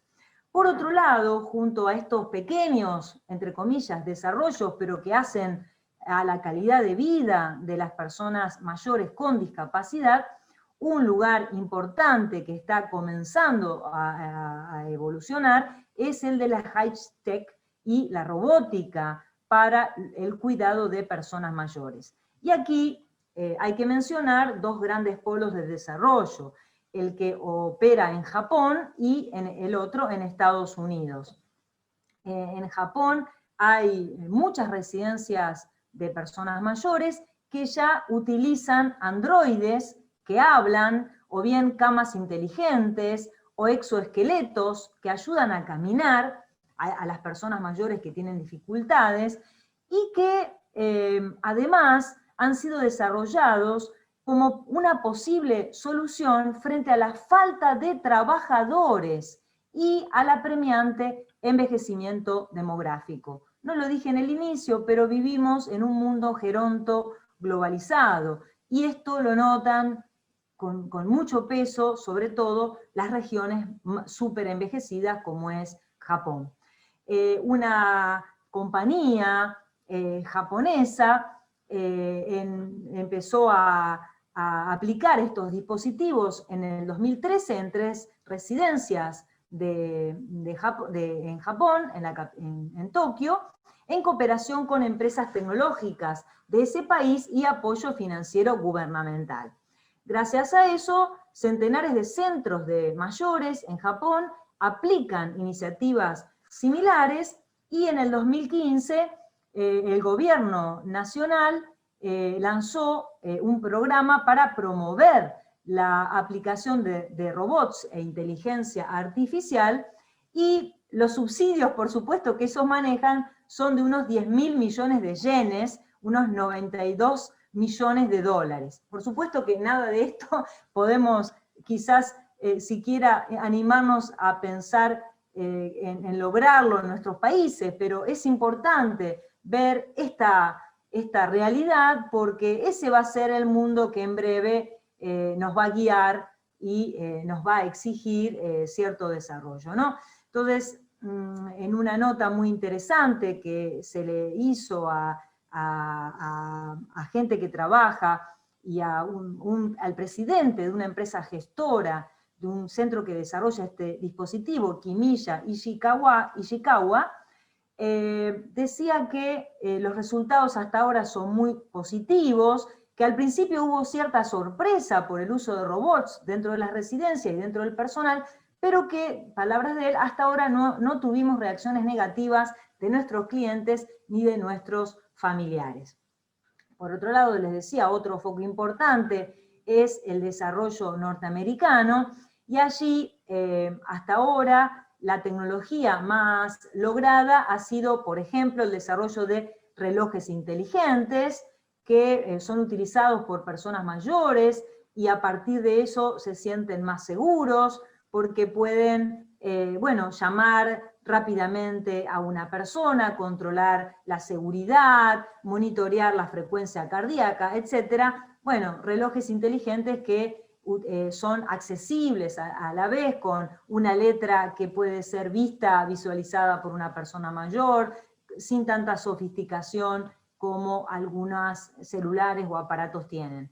Bueno, también están desarrollando robots para el hogar, con incluso apariencia humana, que pueden realizar trabajos autómatas, y también recuerdan a sus usuarios que tomen los medicamentos, e incluso robots que pueden interactuar con seres humanos, o bien que pueden anunciar a algún familiar o algún vecino la posible caída de una persona mayor, y dar con ello, aviso inmediato a quien pueda ir a rescatar a esta persona.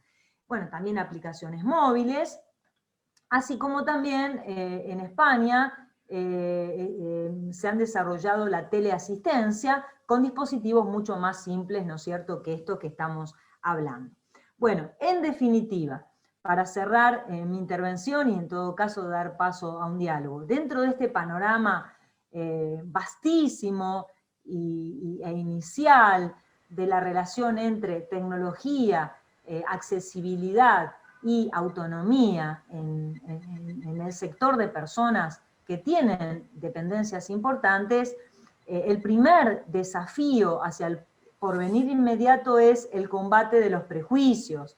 Si seguimos pensando que hay un sector de la población que no puede comprender, que es incompetente para aprender, evidentemente estamos empobreciéndonos todos e impidiéndole a ese sector de la población que acceda a herramientas de diverso grado de complejidad y que pueden ser útiles para fortalecer su autonomía e incluso tal vez continuar con su vida independiente en los hogares que han elegido y no tener que ser llevados en última instancia a las residencias gerontológicas. También es importante desarrollar programas educativos, generar congresos como estos, en donde claramente podamos debatir los alcances, la evolución de estas tecnologías y también la manera más eficiente para lograr que la accesibilidad a estos dispositivos sea real.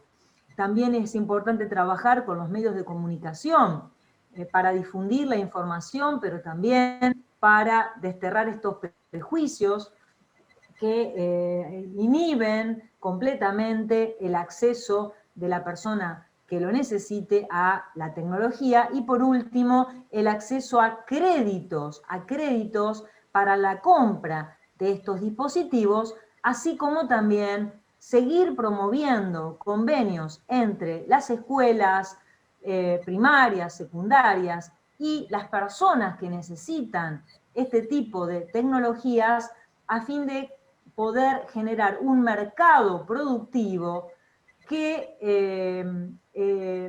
digamos, que cuenta con una demanda que hasta ahora las empresas privadas no están interesadas en satisfacer y que, sin embargo, requieren en justicia acceder a todo ello. Bueno, yo finalizo con un claro mensaje de esperanza y un llamado a todas las personas que participan en este congreso a pensar en cómo hacer accesible los mecanismos de acceso a esta tecnología, porque vivimos en un mundo tecnocrático, en un mundo en donde lo natural ya ha dejado de serlo, incluso respecto de nuestros cuerpos, respecto de nuestras relaciones y de los cuidados que en algún momento de nuestras vidas podamos requerir. Hago votos para que esto se haga realidad. Gracias. Bueno, muchas gracias, doctora Dabove. Le hago notar que su exposición ha dado lugar a aproximadamente unos 30 mensajes en los chats de gente que hace comentarios, bueno, y alguna pregunta. Y, por ejemplo, hay una pregunta a la doctora Tosi dirigida a usted, en la cual dice lo siguiente: ¿existe alguna medición de la incidencia de las tecnologías, de la inclusión digital en los adultos mayores? Es decir, especialmente en el mantenimiento de las facultades intelectuales. Bueno, hay estudios muy embrionarios, algunos de ellos son los que ha desarrollado el INTI, justamente para evaluar las necesidades y a partir de allí proponer líneas de desarrollo de estos dispositivos.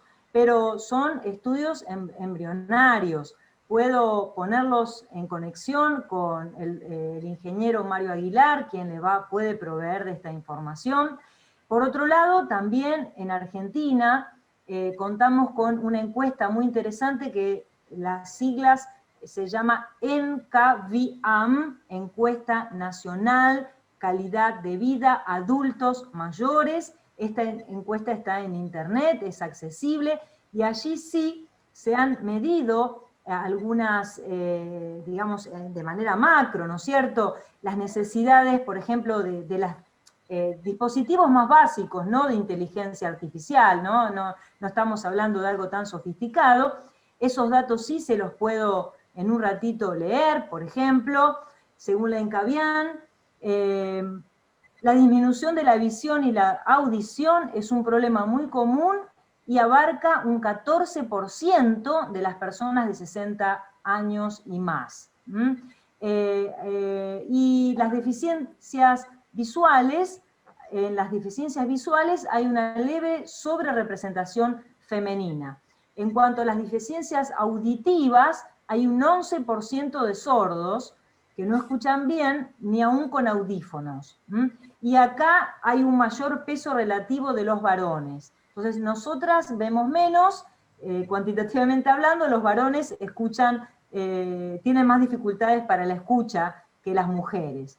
Luego también dice que en esta encuesta que hay problemas en la concentración, un 14% tiene problemas en la concentración, y en este escenario hay más problemas de concentración que van ligados al auditivo en los varones de 75 y más años. En cuanto a bueno, en general nos tiene mal a los varones usted, pero bueno. Sí, pero bueno, mire, esos son algunos de los números. no, digo, broma. No, está muy Doctora, a ver, Valentina Zapupo, por ejemplo, le pregunta, ¿qué opina del testamento vital hecho hoy por una persona mayor que quiere memorizar sus últimos deseos al final de su vida en alguna plataforma? Es una pregunta muy abierta, pero quizás usted nos pueda dar una opinión. Excelente pregunta, Valentina, muchas gracias. Primero, lo que sí voy a corregir es la terminología. Testamento vital en los países de habla hispana no se utiliza porque es un concepto contradictorio. Los testamentos son para después de la muerte. Usted se está refiriendo a lo que se denomina disposiciones anticipadas o bien, de una manera más precisa, actos de autoprotección. Los actos de autoprotección contienen disposiciones anticipadas en materia de salud, pero también en cualquier otra cuestión autorreferente en relación a nuestro cuerpo, a nuestro patrimonio, a nuestras libertades. Incluso podemos establecer directivas anticipadas en los actos de autoprotección en relación con el uso o no de estas tecnologías e incluso la decisión de ir o no a vivir a una residencia gerontológica. Y la designación de un apoyo. Miren, podemos perfectamente implementar nuestras preferencias en torno al uso o no de los dispositivos que tengamos a mano en estos actos de autoprotección. Podemos hacerlo en un papelito, en casa, o de una manera más formal, a través de un notario, de un escribano. Esta es la forma más segura en materia probatoria, pero si quisiéramos implementarlo a través de un correo electrónico, por ejemplo, o de un WhatsApp, también deberíamos darlo por válido, ¿no? En todo caso, la tecnología sería el formato de registración. En la medida en que haya educación digital en la población mayor y en la población de personas con discapacidad, con deterioros cognitivos sobre todo, la medida en que podamos ir cambiando esas mentalidades, bueno, no veo inconveniente en que utilicemos estas formas de registración para establecer nuestras directivas, previendo que no lo podamos hacer en la oportunidad X, en el futuro. Usted sabe, doctora Dabove, que en Uruguay la figura del testamento hológrafo, que, bueno, me trae a la cabeza todo esto que estamos tratando en este instante, está excluida. No es válido el testamento hológrafo. Sé que en la Argentina sí lo es, pero bueno, y en muchos países del mundo. Me costaría mucho, si no se reforma la legislación, entender que podría ser viable un testamento a través de estos medios electrónicos, dado que el hológrafo en Uruguay hasta ahora no es válido. Pero bueno, le agradecemos mucho. Le aclaro que hay como 30 o más, 40 mensajes, todos con aplausos y muchas gracias, dirigidos a usted, y destacando la importancia del tema que está tratándose, quizás porque muchos de los participantes se sienten o nos sentimos cercanos a ese estado al cual usted se está refiriendo. Bueno, de todas maneras... Solo le hago este pequeño comentario en homenaje a su nacionalidad, Alejandro. En Uruguay, ustedes tienen una interesante ley de cuidados de las personas que no son autónomas, entre las cuales hay personas mayores, que sigue el modelo de la ley de promoción de la autonomía de las personas con discapacidad y dependencia de España. Y en esta ley, la española, que ustedes luego tomaron como referencia, se hace foco en la teleasistencia. En la teleasistencia, es decir, en el cuidado, en la posibilidad de utilizar el teléfono, pero también unos aparatitos que empresas o incluso Cáritas en Argentina le da a todas las personas mayores que habilitan, ¿no es cierto? Sí, el sistema de prácticamente el botón en el reloj, por decirlo de alguna manera fácil de entender. Sí, claro, sí. exactamente. Sí. Yo Así tengo que, tengo una tía de 99 años que se pasa con el WhatsApp y todas las cuestiones, pero se resiste a usar eso porque dice que es para las personas mayores. Pero bueno, ella tiene 99, pero está muy bien. Bueno, doctora, muchísimas gracias. Y quisiera, creo que debemos poner fin para respetar el orden que nos ha establecido el director de este congreso, que es el doctor Martino, que nos ha pedido especialmente que seamos todos los participantes y los coordinadores, seamos muy precisos con el tiempo. Así la gente sabe, todos los que participan, sabemos perfectamente a qué hora comenzamos y a qué hora terminamos. Agradecido de vuelta en nombre de todos por su participación, igual que la del doctor Granero, el doctor Rodríguez Chávez y los tres que participaron en las primeras horas de la tarde y bueno, los que participaron hoy por la mañana.